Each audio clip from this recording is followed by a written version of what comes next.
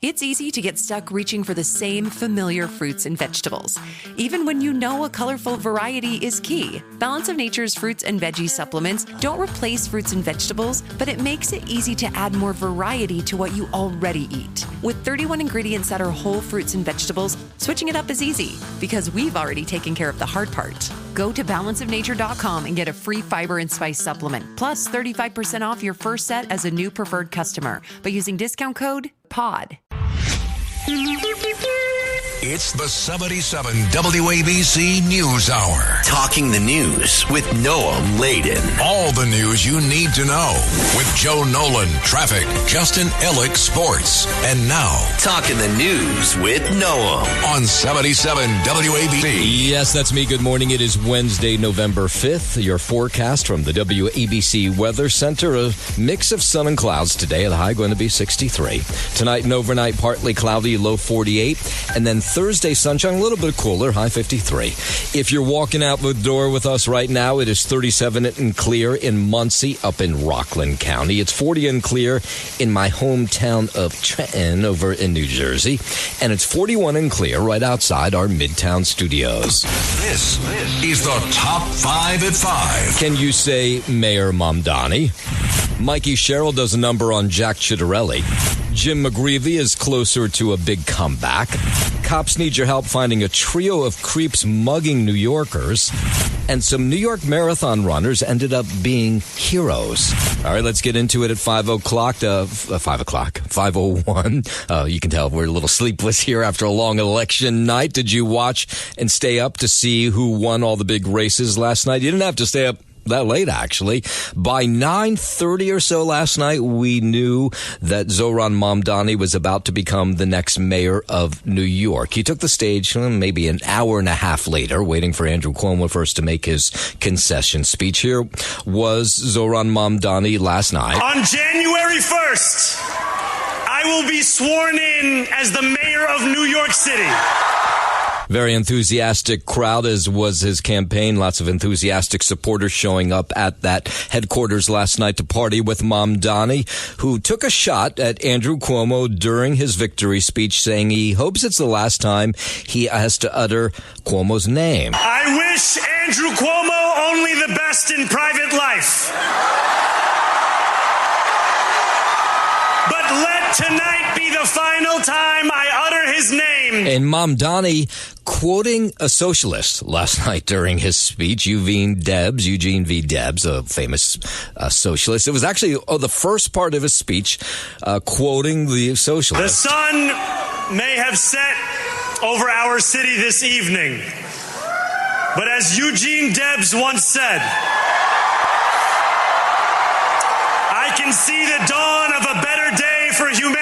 Okay, and it was, you might guess, a little bit quieter over at the Andrew Cuomo campaign in Midtown. He conceded to Zohran Mamdani in this historic race last night, falling short of a political comeback after resigning as New York governor in 2021. This campaign was to contest the philosophies that are shaping the Democratic Party, the future of this city, and the future of this country.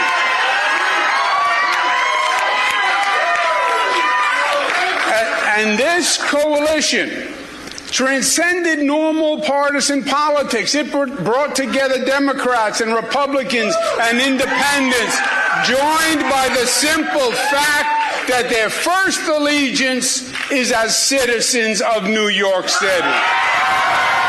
So when all the numbers were done, you had Mamdani at 50%, picking up 1 million votes. Cuomo behind at 42%, 854,000 votes. And Curtis Sliwa at 7%, much lower than the polls had predicted at 146,000 votes, which suggests that this campaign to get people who were Republicans to not vote for Curtis and pick Andrew Cuomo seemed to have worked, but not enough for Andrew Cuomo to beat Zohran Mamdani last night. Over at Curtis Sliwa's campaign headquarters on the Upper West Side, he made a speech to his supporters. It's also important to note. Oh, no, that's more of Andrew Cuomo. Let's see. Okay, we'll hear some more from Andrew Cuomo. That almost half of New Yorkers did not vote to support a government agenda that makes promises that we know cannot be met. Yeah, okay. From the speech of Andrew Cuomo last night, maybe this is Curtis Lewa. And then... There we go. And then they bribed me as much as $10 million. And I'll never forget, my great wife Nancy was listening to that final call when a person said to me, "Come on, Curtis, everybody has a price." No. Well, guess what? We don't have a price. Now, and then when you heard from New Yorkers in terms of how they were voting yesterday, a lot of people were conflicted. They just couldn't really decide who they wanted to pull the lever for. So here were some voters going in and out of the polling station at the New York Public Library. Cuomo did an amazing job as governor. He wasn't a bad governor despite whatever scandals he had going on. But as mayor, it's like a little bit lesser of a role or a position. So I feel like he can do it. I don't like any of the three, but I went with Curtis Lewa because the other two have, well, the one guy doesn't have a history. The other guy's history has just been, one that I can never support. Yeah, we heard a lot of that yesterday in Midtown when you were talking to voters saying, I don't like any of the three, so I'm going to hold my nose and vote for one of them. It's our civic duty. Like, this is what it's all about, right? Because I care about the city, and I want to make sure the right people are leading it. I fought the commies in Vietnam, and I did my part today in fighting the commies. Wow, okay, that's big. New York needs a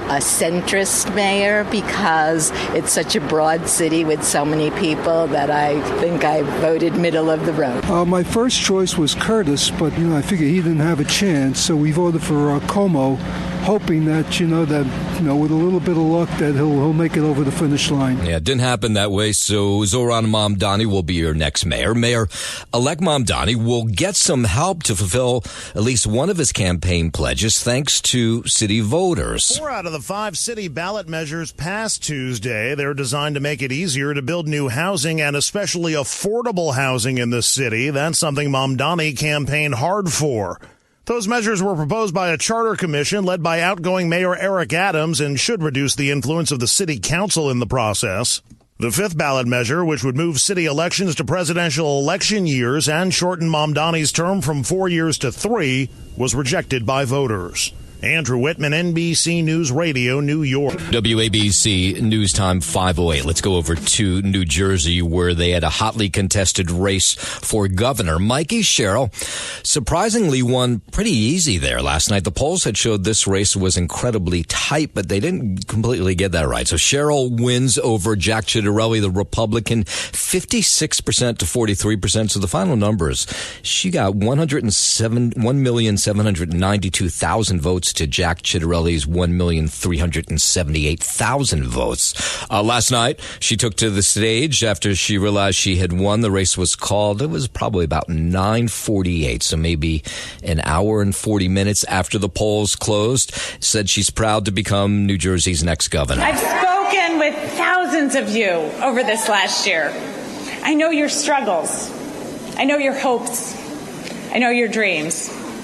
So serving you is worth any tough fight I have to take on. She vowed to take the state towards prosperity for all citizens. She says she's going to work with communities from the ground up. I've learned so much as I've traveled our state. Our innovations, our businesses, our inventors and entrepreneurs have amazed me. But it's the people that have left the biggest mark. So New Jersey, to quote the boss, the future is now. Roll up your sleeves, let your passion flow. The country we carry in our hearts is waiting. Jack Ciattarelli, he told a crowd of his supporters that he had called Mikey Sherrill to concede the election. I called and congratulated Mikey Sherrill and gave her my very best wishes.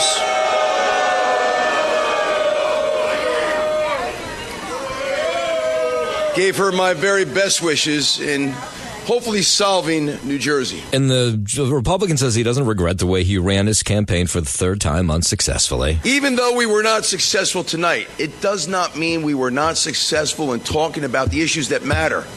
I'm more passionate than ever that these are the issues that need to be solved. Because if they're not, I fear for the future of New Jersey. And then you have this elections craziness that seems to happen in New Jersey every single time there's an election. So there were bomb threats called into a number of polling stations yesterday. One person was arrested, a teenager from North Brunswick who had emailed some sort of bomb threat. It's not clear if that teenager is connected to all the bomb threats, because there were bomb threats in 7 counties that closed the polling stations for a short time. None of them ended up being credible. And then you had the Department of Justice, again, sending in monitors to watch the election in parts of New Jersey, Passaic County being one of the places. Here's the mayor of Passaic. If the DOJ is here to ensure that things are done well, additional accountability and transparency is something that we all welcome. And Passaic County was one of the counties where polling stations did receive these threats via email, bomb threats. The state attorney general, along with the leaders in different counties, were able to quickly realize that these bomb threats were not credible, but there was a period of time where people were not able to vote. Here's the mayor of Passaic, Hector Laura. However, if it's going to result in instilling fear or perhaps sowing seeds of doubt in this process, I'm concerned. So I would hope that their presence does not interfere in any way. Now, a question, he's talking about the monitors, but a question also is, did these bomb threats scare people away from voting in some of these districts? Like sometimes you're on the short, you have a short amount of time to go into these polling stations to vote because you have to go to work. Maybe you're an hourly worker, or you just have to take your kids to school, whatever it is. We will never know because some of these polling places were closed during the early hours yesterday of the race. It just was a big day, a blue wave for Democrats no matter where you went yesterday. In Virginia, Abigail Spanberger, she won the race for governor there. We sent a message to the whole world that in 2025, Virginia chose pragmatism over partisanship. The Democrat beating Republican Lieutenant Governor Winsome Earl Sears. She becomes the first female governor ever in Virginia. You all chose leadership that will focus relentlessly on what matters most. Lowering costs, keeping our communities safe, and strengthening our economy for every Virginian. Okay, so now everybody will analyze these numbers and try to figure out if it is a slap in the face of President Trump or if all politics are local. Now, we've seen some of the numbers after the race was over, and 91% of the people who voted for Mikey Sherrill said that they disapproved of the job that President Trump was doing. So that was sort of interesting out of New Jersey. And then you go to California, where Governor Gavin Newsom says it was a great night for Democrats there. He spoke to reporters after Californians passed the measure redrawing congressional maps that'll favor Democrats going forward. But it was not just a victory tonight for the Democratic Party. It was a victory for the United States of America, for the people of this country and the principles that our founding fathers lived and died for. Proposition 50 was an effort fronted by Governor Newsom that aimed to gain more Democratic seats in Congress, and it was in reaction to the maps being redrawn in Texas to favor Republicans ahead of the midterms next year. We're proud of the work that the people of the state of California did tonight to send a powerful message to an historic president. Okay, and this is what the governor was saying. He says that President Trump will likely see the writing on the wall for the 2026 midterms. He claims this is all good news for the Democrats moving forward. So again, here in New York, Zohran Mamdani will be your next mayor. Over in New Jersey, Mikey Sherrill will be the next governor, a Democrat. And coming up after 5:30, we're going to get into some of the more local races in Jersey City, the county executive races in Nassau County, Rockland County, Westchester. We'll get some of the winners there, and some city council races. I'll throw one out for you. Frank Morano won for the 3rd time last night. He's had to run 3 times this year. Special election, then he had to run in the primary in June, and he won again last night. So we're going to hear from all those candidates coming up after 5:30. 5:15 now. Let's head over to the 77 WABC Sports Desk. Good morning, Justin Ellick. Good morning to you, Noam Layden. Start here with some big NFL news at a Jets camp yesterday. They are offloading if you want to use that term. The Indianapolis Colts executed a blockbuster deal to acquire two-time All-Pro cornerback Sauce Gardner from the Jets shortly before yesterday's trading deadline. The deal came at a hefty cost for Indy, giving the Jets 2 first-round picks in 2026 and 2027, and embattled receiver Adonai Mitchell in the deal. The deal gives a New York team that is 1-7 and in last place in the AFC East a chance to build toward the future, and the Jets, they weren't done either, later sending 3-time Pro Bowl defensive tackle Quinnen Williams to the Dallas Cowboys for a 2026 second-round pick, a 2027 first-round pick, and defensive tackle Mozzie Smith. New York now has 3 first-round picks in the 2027 NFL draft. These are all, Is that a good trade? 2 first-round picks. That's a pretty good bag for Sauce Gardner. But at the end of the day, the Jets, they're a bad football team. They haven't won anything significant with these 2 guys, and they're 2 very good football players that they drafted hoping they'd be able to build a future around, and that didn't work out. So at this point, a few years later, you got to think about another future, an alternative, and start offloading these guys. And now you're taking out these lottery tickets and draft picks that could potentially turn into future cornerstones of a good Jets football team, which we haven't seen in a long time. We have to wait till 2027. 2026, you got a couple of first round. Okay. You got a couple of first round picks next year, and then in 2027, you have a couple of these compensatory picks as well. So we shall see what they turn into. That's always a toss up. But again, Sauce Gardner and Quinnen Williams, as good as they were individually, the Jets couldn't win anything with them, and at that point, you got to find a different fit. We'll see in the future what it turns into for the Jets. Head to the ice at the Garden. The Rangers got blanked by the visiting Hurricanes. The final score 3-0.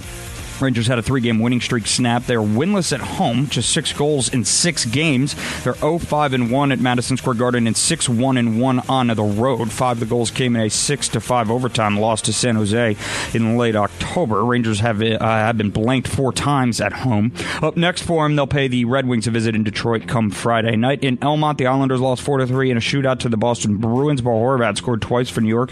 Anthony Duclair also scored, and Matthew Schaefer had an assist. Ilya Sorokin stopped 23 shots. Netminder Jeremy Swayman denied Holmstrom, Horvat, and Druin in the shootout in a rout to the Boston win. Up next for the Islanders, they'll host the Minnesota Wild come Friday night, and a couple of basketball games to look forward to tonight as well. 1:07 p.m. tip-off. You get the Nets. They're 0-7. They're at the 1-6 Pacers. This is a blockbuster matchup here tonight, Noam Laden. I can't wait. They're going for their first win of the season against probably the second worst team in the NBA. So we'll see how it turns out for the Nets tonight. And your 4-3 Knicks, they're back in action at 7:30 p.m. tonight, welcoming in the 4-3 Minnesota Timberwolves. That is your Sports Noam, and I'm Justin Ellick on 77 WABC. WABC News Time 5:20. Let's go to Louisville, Kentucky, where they're trying to figure out why a plane exploded on takeoff yesterday. 7 people killed after a UPS cargo jet crashed on takeoff at Louisville Muhammad Ali International Airport. These numbers can increase as the investigation continues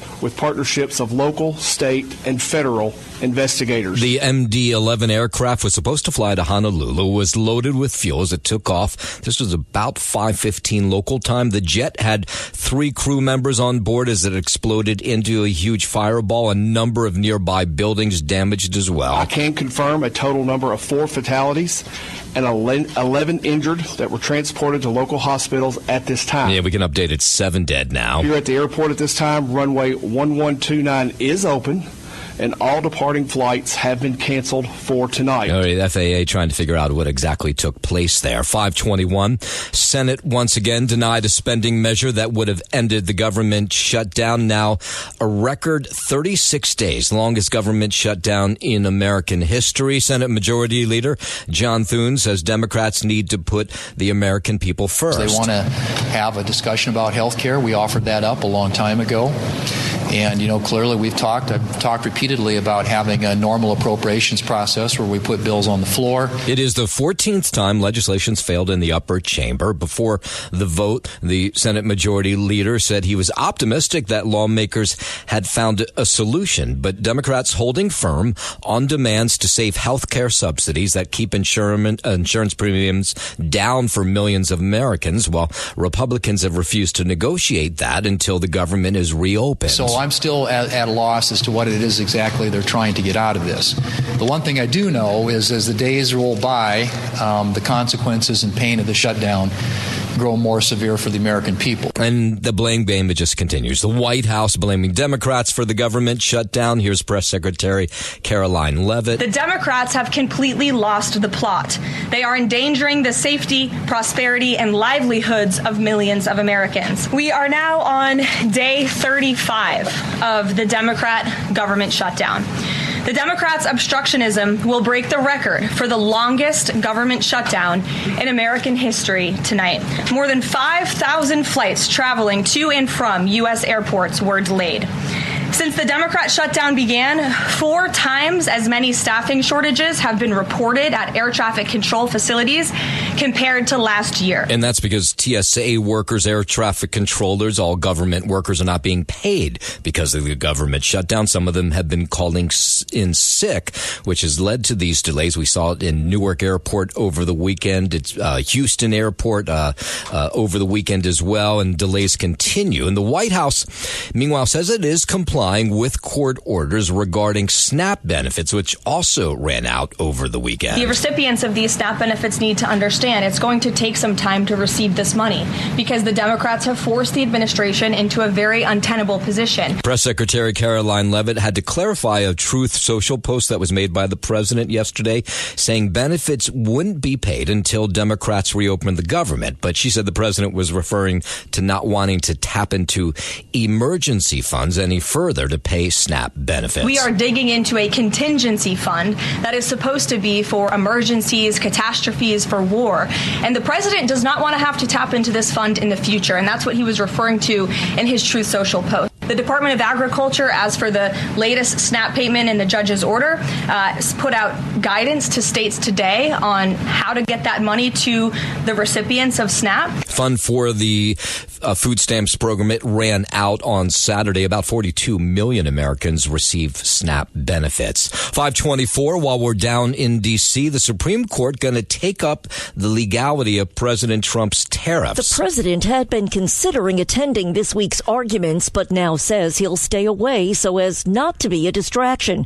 Instead, Treasury Secretary Scott Bessent will be there. I'm actually going to go and sit hopefully in the front row and listen, have a ringside seat. The High Court scheduled oral arguments for November 5th after it agreed to fast-track the case. The tariffs will stay in place until the court makes a decision. Lisa Ritchie, 77 WABC News. From D.C., let's go out to Wyoming, where the governor there, Mark Gordon, has ordered flags fly half-staff to remember former Vice President Dick Cheney, who passed away yesterday. Gordon knew Cheney for a long time and found him inspirational. What I really appreciated about Dick was that he showed for a bunch of us that grew up in Wyoming that a kid from a place like Casper, or in my case KC, could go on and make a difference in the world. Cheney was a University of Wyoming grad, represented the state as its lone congressman for a decade. Flags will remain half-staff until the day after Cheney's funeral. Thank God we had somebody like Dick who was always focused on what was best for America, and I just will always appreciate his, I guess I could say, somewhat mentorship. Really sad to hear of Dick's passing. He was a good friend and an amazing person. He had been sick for a while. He was 84. 526 down to Florida, where the daughter of a convicted double murderer asking a Miami jury yesterday to spare her father's life. Anastasia Dexter testified that she relies on her father's guidance from prison. Is he able to give you any advice? All the time, especially with my marriage. Sometimes I'll come to him, can you give me a man perspective because I'm not understanding. I was married at a young age. LeBron Dennis was convicted of killing his ex-girlfriend and her new boyfriend. This was back in 1996. He played football for the University of Miami, and the murders occurred on campus. Your dad, LeBron, is the only living parent you have. Yes, ma'am. Please tell the members of the jury what he means to you. Everything. And how did he help you through that? He just helped me get through the loss. Just being a present parent and knowing that, hey, even though I'm behind bars, I got you. Yeah, it's not clear if they're going to follow her direction, but asking the jury to spare her father's life. It's the 77 WABC News Hour. Talking the news with Noam Laden. All the news you need to know with Joe Nolan, traffic, Justin Ellick, sports. And now, Talking the news with Noam on 77 WABC. Yes, that's me. Good morning. It is Wednesday, November 5th. Your forecast from the 77 WABC Weather Center. A mix of sun and clouds today. The high going to be 63. Tonight and overnight, partly cloudy, low 48, and then sunshine for Thursday, but a little bit cooler, the high 53. If you're walking out the door with us right now, so happy you are, 37 and clear in Muncie, up in Rockland County. It's 40 and clear in my hometown of Trenton over in New Jersey, and it's 41 and clear right outside our Midtown studios. 5:38, it has been a busy morning, busy overnight. Did you watch the election results as they came in last night? Were you listening to 77 WABC? Our coverage was amazing last night. A great panel of people dissecting the numbers. Zohran Mamdani ended up winning the race for mayor here in the city relatively easy. He got 50% of the vote to Cuomo's 42%. Curtis Lua came in at 7%. He quoted Zohran Mamdani, Eugene V. Debs. First time I've heard a candidate do that in a speech, but he is a socialist, and so is Eugene V. Debs. Here was his speech to supporters last night. The sun may have set over our city this evening, but as Eugene Debs once said, I can see the dawn of a better day for humanity. The Democrat said his victory was a mandate for change. Tonight, against all odds, we have grasped it. The future is in our hands. My friends, we have toppled a political dynasty. I wish Andrew Cuomo only the best in private life, but let tonight be the final time I utter his name. Yeah, no love lost between Mamdani and Andrew Cuomo. Mamdani will be the city's first Muslim mayor. At 34 years old, he'll be the youngest mayor in over a century when he takes office on January 1. Over at Andrew Cuomo's campaign headquarters in Midtown, of course, not as gleeful, fell short of a political comeback after resigning as governor back in 2021. Here he was last night talking to supporters. This campaign was to contest the philosophies that are shaping the Democratic Party, the future of this city, and the future of this country.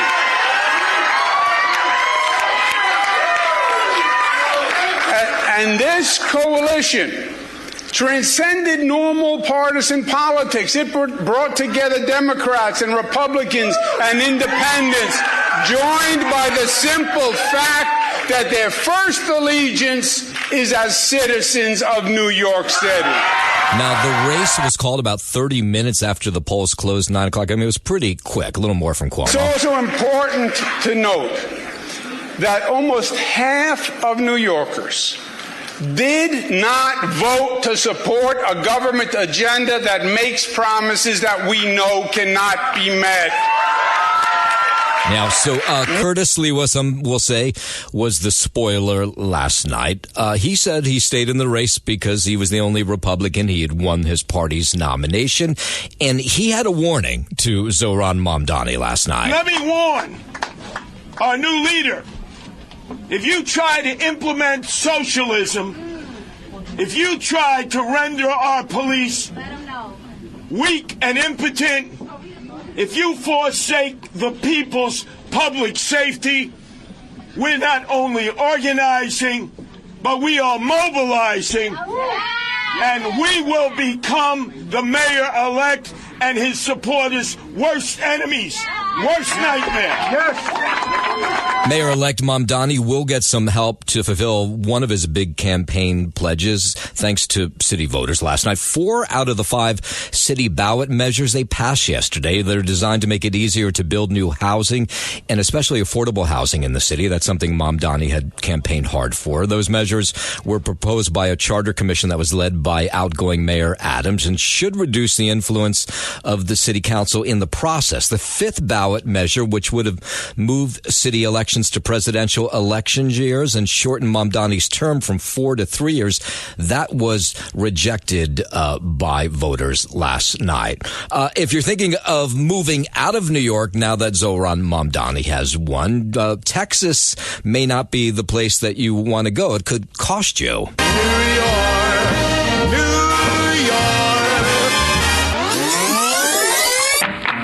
Deep in the heart of Texas. Texas Republican Governor Greg Abbott posting on social media that his state will impose a 100% tariff on anyone moving to Texas from NYC after the polls close. Of course, not clear how those tariffs would work or if maybe Abbott was having a little tongue-in-cheek fun. He and Mayor Adams famously clashed over the migrant crisis and buses that took people from Texas to New York.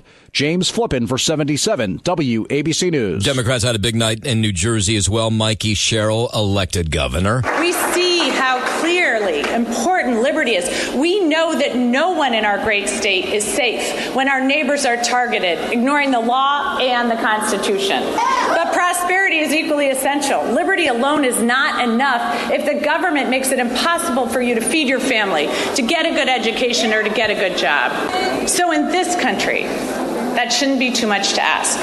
But right now, all of it seems at risk. Governors have never mattered more. It was interesting last night. This race was expected to be a lot closer than it ended up being. Jack Ciattarelli called Cheryl to congratulate her earlier in the evening. Even though we were not successful tonight, it does not mean we were not successful in talking about the issues that matter. I'm more passionate than ever that these are the issues that need to be solved. Because if they're not, I fear for the future of New Jersey. And what was on the mind of voters in New Jersey as they went to cast their ballots last night? Neither candidate comes across as particularly beneficial for the state. It's like I need to figure out the best of the bad. I don't really like either candidate. It's so interesting. It mirrors in some ways what was going on in here in New York City, where some people were saying, I held my nose and voted for one of the 3 candidates. That seemed to be what a lot of people were saying in New Jersey as well yesterday. The utilities did go up unbelievably, and taxes, as always, is always a concern. I mean, it's really the cost of anything. So the houses, groceries, pretty much anything. It's, just getting more expensive as time goes on. And what's at least my experience of living most of my adult life now in New Jersey is every one of these governors, whether it be Republican or Democrat, has promised to lower my property taxes and to lower my electric bills. And none of them have been able to do it. Let's hope Mikey Sherrill is the first one. 5:45. Let's head over to the 77 WABC Sports Desk, and here's Justin Alec. Thank you, Noam Layden. Start with some NFL trade deadline news at a Jets camp. They made a deal yesterday with the Indianapolis Colts. Bit of a blockbuster here as the Colts acquire 2-time All-Pro cornerback Sauce Gardner from the Jets shortly before yesterday's deadline. The deal came at a hefty cost for Indy, giving the Jets 2 first-round picks in 2026 and 2027, and embattled receiver Adonai Mitchell in the deal. The deal gives a New York team that is 1-7 in the last place in the AFC East a chance to build toward the future, and the Jets weren't done either, later sending 3-time Pro Bowl defensive tackle Quinnen Williams to the Dallas Cowboys for a 2026 second-round pick, a 2027 first-round pick, then defensive tackle Mozzie Smith. New York now has 3 first-round picks in the 2027 NFL Draft, and we'll see what those turn into. Head to the ice at the Garden. The Rangers got blanked by the visiting Hurricanes. Final score there 3-0. Rangers had a 3-game winning streak snapped. They're winless at home with just 6 goals in 6 games. There's some kind of curse going on at Madison Square Garden where the Knicks can't lose at home and the Rangers can't win at home. Have you noticed that, Nolan? I did, yeah. What's that all about? I'm not really sure. Maybe it's when they take off the hardwood and they put on the ice, or put the hardwood over the ice. I'm not really sure. Maybe there's something going on. Maybe some sabotage, if you will. for these Rangers. Maybe we need to bring somebody in who can get rid of that curse. That's all just speculation, though. No, not coming from me. That came from you, man. Come on, now. I think you were the one that used curse first. Oh, okay. Sorry, my bad. Up next for the Rangers, they'll play the Red Wings, or pay the Red Wings a visit in Detroit come Friday night. In Elmont, the Islanders lost 4-3 in a shootout to the Boston Bruins. Bo Horvat scored twice for New York. Anthony Duclair also scored. Matthew Schaefer had an assist. Ilya Sorokin stopped 23 shots. Up next for the Islanders, they'll host the Minnesota Wild come Friday night. And we'll look ahead to hardwood action tonight. The Nets, and they'll get going at 7 p.m. tonight, 0-7 against the 1-6 Pacers, looking for their first win of the season. This might be their best shot yet. And at 7:30, the Knicks back in action. They're at 4-3 so far in the young season. They'll welcome in the 4-3 Minnesota Timberwolves. That is your Sports Now, and I'm Justin Ellick on 77 WABC. WABC News Time 5:49. Let's look at some of the other races from last night. The Jersey City Mayor's race headed for a runoff next month between downtown City Councilman James Solomon and former New Jersey Governor Jim McGreevey. This is an awfully interesting race in that Jim McGreevey's trying to make a comeback after leaving office for governor in New Jersey back in 2003. Solomon was the top vote getter in that race, 29% of the vote. McGreevey came in close second at 25%. Neither got 50%, so now we'll have that runoff December 2nd. In Nassau County, incumbent Republican Bruce Blakeman declaring victory in the race for county executive over legislator Seth Kozlow. I want to thank Hashem, God. It all starts there. I want to thank the men and women of Nassau County for giving us all your trust to lead us going forward. The county executive, he was up about 20,000 votes as of midnight last night. Another key race in Nassau County, Ann Donnelly's bid for re-election seems to have gone through. She was up against a career prosecutor. She had, as of midnight, 140,000 votes to her competitors' 114,000 votes.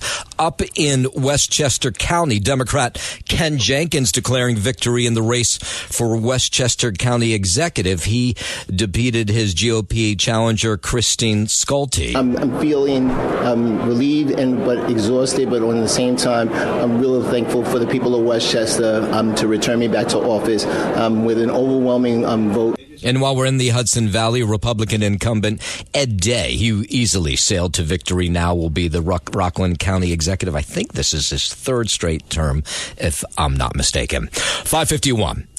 There was this huge fire in the Bronx last night. A fire tore through part of a building in the Grand Concourse, forcing residents into the street as they tried to escape the flames. Fire officials say 2 people in serious condition, 8 others suffering minor injuries, including a firefighter. It's not clear why the flames broke out in this building. They brought it under control in about an hour, and then some of the residents were able to get back into the building, and they say the walls were charred. There was water. I was sleeping, so I woke up. I saw the smoke. I had to escape through the fire escape. It was terrible. It was horrible. I cannot recognize this building. It looks different. It's the smoke everywhere, but I hope they get this thing sorted out. Yeah, neighbors could be seen hugging, consoling each other last night as they assess the damage. The Red Cross arriving at the scene, assisting some of those displaced families. Flyers who are trying to get out of LaGuardia Airport reacting to the Transportation Secretary's warning about mass airspace chaos as we're in day 36 of the government shutdown. TSA workers, air traffic controllers working unpaid. Some of them have been calling in sick. That has led to staffing shortages at the airports like LaGuardia. I travel for business, so it will have a big impact on me. Pay them and let's keep America going and not make it come to a screech halt. Yeah, Sean Duffy warning that if the government shutdown continues into next week, and there's suggestion that it will since it was voted down again, mass flight delays, mass cancellations could happen. You will see mass chaos. You will see mass flight delays. You'll see mass cancellations, and you may see us close certain parts of the airspace. Yeah, let's hope they can resolve this before that takes place. 5:53. Over to Brooklyn, where cops are looking for this heartless trio that stabbed a 45-year-old man in the head during a brutal Brooklyn robbery, left him critically injured. Now, this took place last week on October 27th in East New York. The reason we're just finding out about it now is they thought they'd be able to catch up with these three who were involved in this attack, but so far they haven't found them. So last night they released video of these three. We'll put it up at WABCRadio.com. But they knifed this guy in the head, all over his body. Then they ripped off his jacket, backpack, watch, and cell phone and raced off. People in East New York, of course, horrified to hear about this. It's a shame that you live in neighborhoods and they rob you in your own neighborhood. It was kind of crazy. It's terrible. It's really terrible that you got to live, you got to live a life like this. Listen, anything is possible in East New York. Yeah, so what we're being told about the victim is he's in critical but stable condition this morning. Video released by the NYPD to us last night shows these men who are still at large aboard an A train, one of them grinning as he steps onto the subway car. Hopefully now that video's out there, someone will recognize them and turn them in. 5:54 out to Long Island, where a 15-year-old boy stabbed to death during a house party in West Babylon that Suffolk County Police say just spiraled out of control on Monday night. There were about 100 teenagers gathered at a home. This was on Carlton Road when some sort of fight broke out. By the time police got there, this 15-year-old was already dead. Neighbors say they heard the party and they knew it was out of control, and they were the ones who called the cops. I did hear the big crowd. I heard the noise. I heard the music.